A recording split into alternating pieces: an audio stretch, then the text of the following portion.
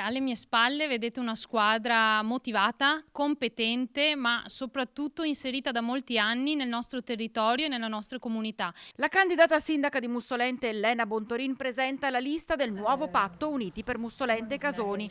In 12, 4 donne e 8 uomini la affiancheranno nella corsa alla guida del paese alle prossime comunali dell'8 e 9 giugno. Gente con esperienza amministrativa, ma anche persone alle prime armi che hanno deciso di dare il loro contributo alla collettività. Quello che proponiamo non è nulla di troppo ambizioso o fantasioso, promesse che non potremo mantenere. No, quello che noi abbiamo scritto nel programma e che presenteremo poi alla cittadinanza sono tutti impegni che porteremo avanti in questi 5 anni e che sono sicura riusciremo anche a portare a termine. 3 termini che avete utilizzato anche nei vostri slogan: continuità, competenza, coerenza.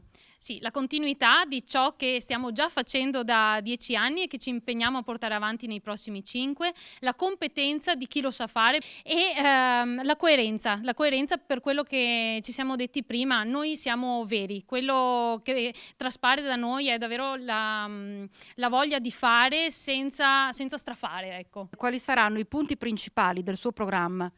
Noi ci concentreremo in 4 aree: lo sviluppo del territorio, lo sviluppo economico, lo sviluppo culturale e sportivo e lo sviluppo sociale. E annuncia i prossimi incontri con la comunità. Il 22 maggio incontriamo la comunità a Casoni presso l'Auditorium Bortolo Busnardo, mentre il 29 maggio incontreremo la comunità mussolente qui proprio in Sala Consigliare.